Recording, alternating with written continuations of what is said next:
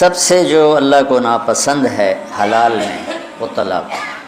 حضرت علی سے آپ نے فرمایا علی طلاق دینے سے بچنا، جب طلاق دی جاتی ہے اللہ کا عرش کانپ اٹھتا ہے، جب بے وجہ طلاق دی جاتی ہے، ضرورت کی وجہ سے تو اللہ نے رکھی ہے کہ بھئی نہیں گزارا ہو رہا، ٹھیک ہے۔ تو اب ہمارے ہاں دو انتہا چل رہی ہیں،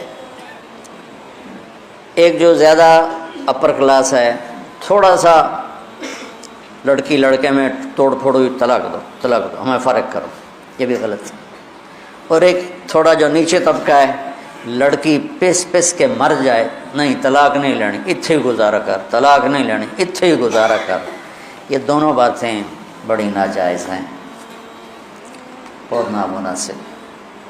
اللہ نے طلاق اس لیے تو رکھی ہے کہ کہیں لڑکی ایسی بدتمیز ہوتی ہے کہ لڑکے کی زندگی حرام کر دیتی ہے، اور اکثریت سسرالی ماحول ایسا ہوتا ہے کہ اس بچی کی زندگی حرام ہو جاتی ہے، وہ گھنٹوں رضائی میں سر دے کے روتی رہتی ہے، اور ماں باپ سے کہتی ہے نہیں بابا تم جتھے ڈولی ہوتے رہو تھوئی جنازہ اٹھے، یہ کیسی بے وقوفوں والی بات ہے بھائی، وہ اس پر ظلم کر رہے ہیں، زیادتی کر رہے ہیں، تو بچی تیرا جگر ہے واپس لے، واپس کیوں نہیں لاتے؟ پھر ان کھوائیں گا کہ پھر یہ شادی کتنے کریں گے؟ یہ دو چیزیں ہیں جو رکاوٹ بن جاتی ہیں کہ نہیں بات تو گزارا کر جا مر جا۔ تو اس لیے میرے نبی نے فرمایا تو میں بتاؤں سب سے اعلیٰ درجے کا صدقہ کیا ہے؟ سب سے اعلیٰ درجے کا صدقہ ہے جس کی بیٹی کو طلاق ہو جائے اور وہ گھر واپس آ جائے، اس پر خرچ کرنا سب سے اعلیٰ درجے کا صدقہ۔ میرے نبی نے ایک کنواری سے شادی کی، باقی سب یا بیوہ یا طلاق یافتہ، یا بیوہ یا طلاق یافتہ۔ ہمارا ہندو کلچر ہے بچی کو طلاق ہو جائے وہ سسک کے دیواروں کے ساتھ زندگی گزار دیتی ہے، اس کو کوئی رشتہ نہیں آتا، تو کوئی ایک آدھ بچہ ساتھ ہو پھر تو بیچاری وہ نہ وہ جیتی ہے نہ مرتی ہے۔ میں چاڈ گیا، ایک غریب ملک ہے، اصل ان کی عرب ہے لیکن وہاں رہتے رہتے افریقی رنگ غالب آ گیا ہے۔ کسی جبوتی گیا، وہاں بھی یمن سے عرب آباد ہوئے، اور وہ اب ان کی شکلیں کالی ہیں، نقش عربوں والے ہیں، ایسے ہی چاڈ والے بھی شکلیں کالی ہیں، نقش عربوں والے ہیں۔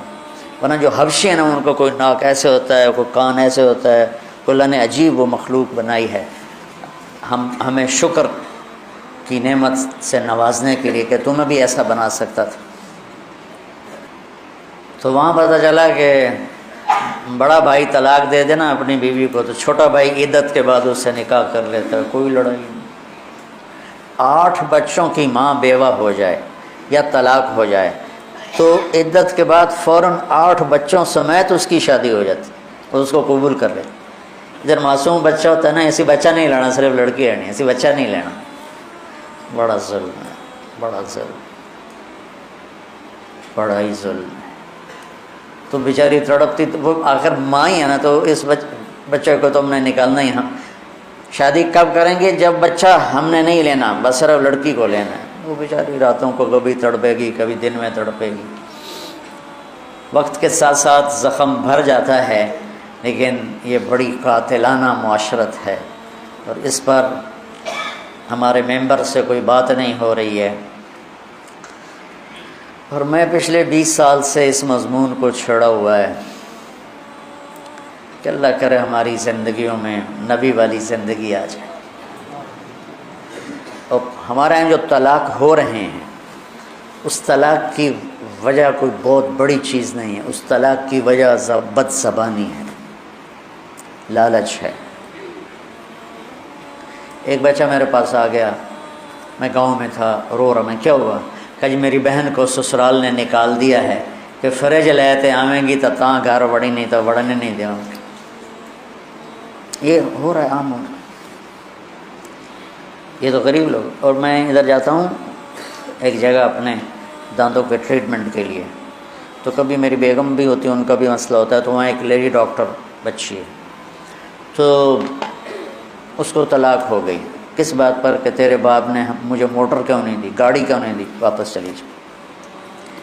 تیرا باپ مالدار آدمی، مجھے گاڑی دینی تھی، اس نے گاڑی نہیں دی۔ یہ پورے پاکستان کی عکاسی میں کر رہا. تو بہت کم ہوتا ہے کہ بچی بے وقوف ہوتی ہے اور گھر اجاڑ دیتی ہے. عام طور پر یہ مسئلہ سسرال کی طرف سے اٹھتا ہے، اور میرے اللہ کو ناپسند ہے، میرے نبی کو ناپسند ہے طلاق دینا. لیکن اگر کسی وحشی سے واسطہ پڑ جائے یا کسی بدتمیز لڑکی سے واسطہ پڑ جائے تو پھر اللہ نے رکھا ہے کہ اس کو الگ ہو جاؤ. پھر الگ ہو تو اس کو لڑائی نہ بناؤ، دشمنی نہ بناؤ. یہاں تو دشمنیاں بن جاتی، لڑائیاں بن جاتی، بائیکاٹ ہو جاتے ہیں. عرب کی معاشرت میں اب بھی طلاق ہو جائے تو اس بچی کے لیے کوئی مسئلہ نہیں، اس کی فوراً شادی ہو جائے. ہماری بچیوں کو طلاق ہو جائے وہ دیواروں کے ساتھ لگ کے زندگی گزار دیتے، ان کو کوئی پوچھنے والا نہیں ہوتا، چاہے قصور مردوں کا ہو. عام طور پہ مردوں کا قصور ہوتا. تو یہ بہت اس وقت حساس مسئلہ بن چکا ہے. پورے ملک میں طلاق کی شرح بہت بڑھ گئی کہ برداشت نہیں ہے. والدین اپنے بچوں کو برداشت نہیں سکھاتے. میں نے جتنے سال تمہارے ساتھ گزارے، میں تمہیں یہ ایک میری ساری باتوں کا اگر خلاصہ تو ایک چیز ہے کہ لوگوں کی برداشت کرنا سیکھ لو. وہ لوگوں میں بیوی ہو، باپ ہو، بہن ہو، بھائی ہو، دوست ہو، پڑوسی ہو، اپنا ہو، غیر ہو، برداشت کرنا سیکھ لو. آپ کی زندگی خوبصورت ہو جائے گی. اگر جواب دینے شروع کیے تو زندگی کا حسن سارا ہاتھوں سے نکل جائے گا. جب آپ نے نبوت کا اعلان کیا تو آپ کی 2 بیٹیاں حضرت رقیہ اور ام کلثوم، ان کا نکاح ہوا تھا ابو لہب کے بیٹوں کے ساتھ.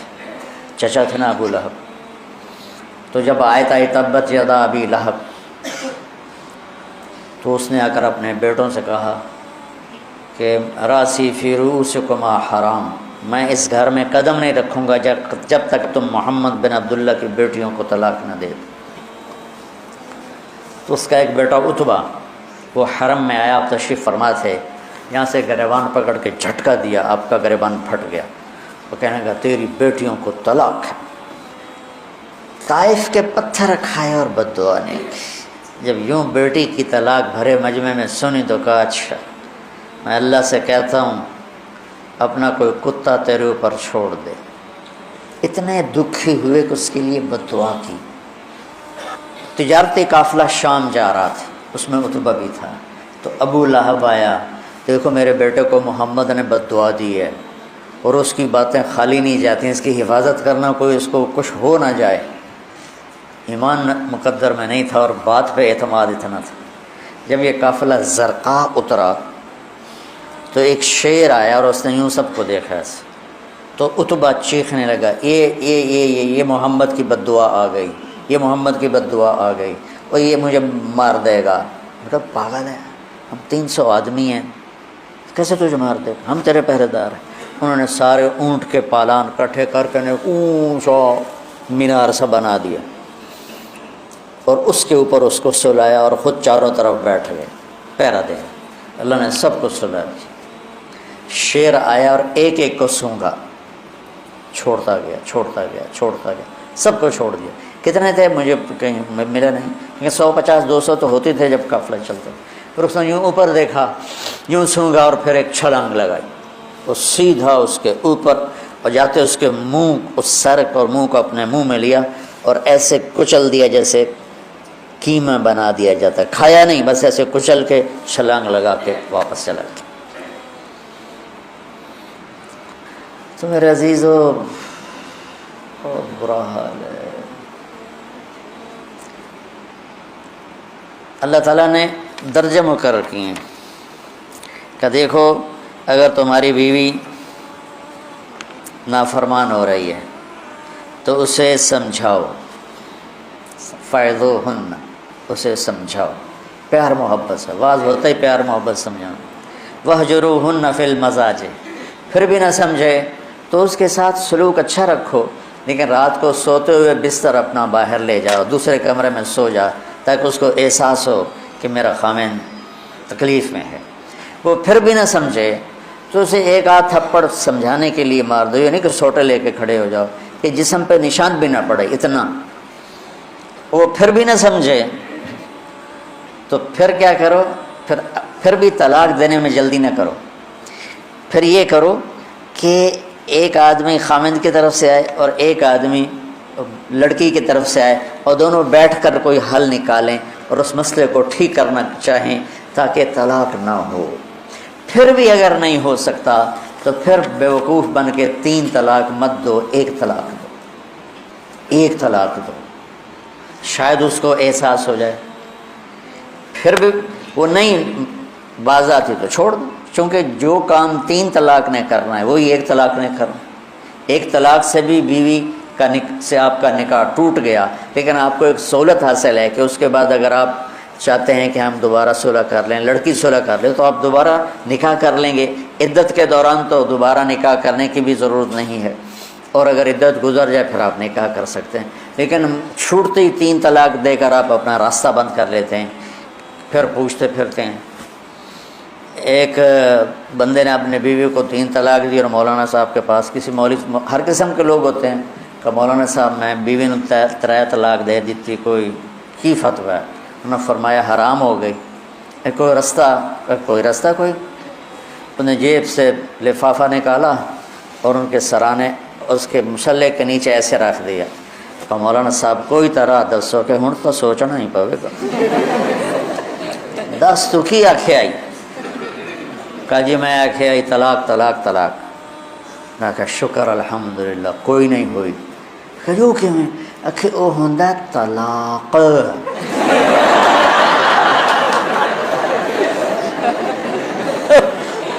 اور تو آکھیا طلاق طلاق طلاق. وہ چھوٹے کاف نال ہے، وڈے نال نہیں ہے، جب موجہ کر. پھر ایسی مصیبتیں وجود میں آتی. اللہ نہ کرے تمہارے گھر اجڑیں اور طلاقیں ہوں، لیکن اگر ایسا موقع آ جاتا ہے تو اللہ کے واسطے اپنی بچی کو پریشرائز نہ کرو، بس اتھے گزارا کر، اتھے گزارا. اور اپنے بچے کو مت پریشر میں ڈالو کہ میرے بھائی کی بیٹی ہے، تم نے گزارا کرنا ہے، تم نے گزارا کرنا ہے. یار مر جاتے ہیں، زندہ مر جاتے ہیں. پھر اس وقت علیحدگی ضروری ہے. پر اپنی بیٹیوں کو ذلیل نہ کرو کہ جتھے تیری ڈولی جانی ہے اتھو تیرا جنازہ جانا ہے. یہ ظلم ہے. ہاں اگر اچھے سلوک ہیں تو واقعی پھر جہاں ڈولی اترے وہیں جنازہ، وہیں سے جنازہ اٹھے. لیکن وہ ویشیوں کے پلے پڑ گئی ہو کر. میں گاؤں میں بیٹھا تھا، گرمیاں تھیں، تو ایک لڑکی ایک بچے کے ساتھ بھاگ کے اندر آ گئی گھر. میں کہا بیبی کون ہو، کہاں سے آئی؟ کہ میں جنگ سے آئی. تو اس وقت یہاں کہا میں اللہ کے واسطے میری جان بچا لو، مجھے میرے خامن سے طلاق لے کے دے دو. کہا میں تو تجھے جانتا نہیں نا تیرے خامن کہ میرا خامن ریڑھی لگاتا ہے اور روزانہ مجھے آ کے مارتا ہے. کوئی ایک دن کا ناغہ نہیں جس میں مجھے مارتا نہ ہو. میں ماں باپ کے پاؤں پکڑ چکی ہوں، یہ کسائی ہے، انسان نہیں ہے، مجھے طلاق دلوا دو. وہ کہتے ہیں ہم تجھے قتل کر سکتے ہیں، طلاق نہیں لے سکتے. تو میں بھاگ کے آپ کے پاس آئی ہوں کہ آپ میری اس سے طلاق دلوا دو. میں نے کہا بیٹے میں تمہیں جانتا نہیں، تیرے ماں باپ کو جانتا نہیں، خاندانی معاملات میں ایسے پڑھنا میں کیا کر سکتا ہوں. ان مضامین کو اللہ تمہیں کل کو بٹھائے ممبروں پر تو معاشرت بیان کرو، لوگ برباد ہو گئے. انہیں پتہ ہی نہیں ہے کہ زندگی کی خوشیاں کہاں سے ملتی ہیں. میں نے قرآن میں یا ایھا الذین آمنوا آیا ہے 190 دفعہ، 190 دفعہ. لیکن شیخ ابو بکر الجزائری رحمۃ اللہ علیہ کی میں نے کتاب پڑھی اسی پر، نداء الرحمن کے نام سے وہ کتاب ہے، نداء الرحمن. تو اس میں آخری ہے یا ایھا الذین آمنوا توبوا الی اللہ توبۃ نصوحا. لیکن علماء نے یا ایھا النبی اذا طلقتم النساء، اس کو بھی قائم مقام یا ایھا الذین آمنوا کے کیا ہے. تم ذرا یا ایھا الذین آمنوا اذا طلقتم النساء، یہ تو بات سمجھ میں آتی. اے ایمان والو اگر تمہارا ارادہ ہو جائے بیوی کو طلاق دینے کا. لیکن یہاں کیسے ہے یا ایھا النبی، اے میرے نبی، اذا طلقتم النساء، اے ایمان والو جب تم اپنی بیویوں کو طلاق دینے لگو. یہ دو لفظوں کا آپس میں جوڑ نظر نہیں آتا، قرآن بے جوڑ تو ہے نہیں. تو مجھے یاد پڑتا ہے، اب لوگ دیکھنا کہ فرمایا کہ یہاں اللہ اپنے حبیب کو بطور سفارش لایا ہے کہ میں اپنے نبی کو سفارشی بناتا ہوں تمہارے سامنے کہ طلاق نہ دو، گزارا کرو، طلاق نہ دو. اور اگر دینی پڑے تو پھر اس کا یہ طریقہ ہے. ایک طلاق سے تمہارا کام ہو گیا، اب مت 3 طلاق دو، اور اگر تمہیں 3 ہی دینی ہے تو پھر اس کی عدت اس کی جو وہ مینسز کے بعد پھر دوسری دو، پھر جب اس کو حیض پورا ہو جائے دوسری دو، پھر جب حیض پورا ہو جائے تیسری دو۔ اگر تم نے 3 ہی دینی، یہ کٹھے جو 3 کا بم مارنا ہے، اس نادانی سے اللہ مجھے بھی بچائے، اللہ سارے معاشرے کو بچائے، ہماری زندگی میں اللہ تعالیٰ وہ اخلاق پیدا فرما دے جس سے ہمارے گھر اجڑے نہیں۔ یہ وہ اسباق اور دروس زندگی ہیں بچوں جو عام طور پہ دوران تعلیم نہیں بتائے جاتے۔ اتنا بڑا نصاب ہے کہ یہ چیزیں پڑھائی نہیں جاتی، گزار دی جاتی، لیکن میرے نزدیک یہ ان سے بھی زیادہ ضروری۔ رفع یدین کرنے نہ کرنے پر جنت کا دار و مدار تو کوئی نہیں، سورۃ فاتحہ کے پڑھنے نہ پڑھنے پر جنت کا دار و مدار تو کوئی نہیں، آمین اونچی کہنے پر نیچی کہنے پر کوئی جنت کا دار۔ اور یہ وہ مسائل زندگی ہیں جس پر آدمی اگر ان کا حل نہ ہو تو آدمی تباہ ہو جاتا ہے، دنیا بھی آخرت۔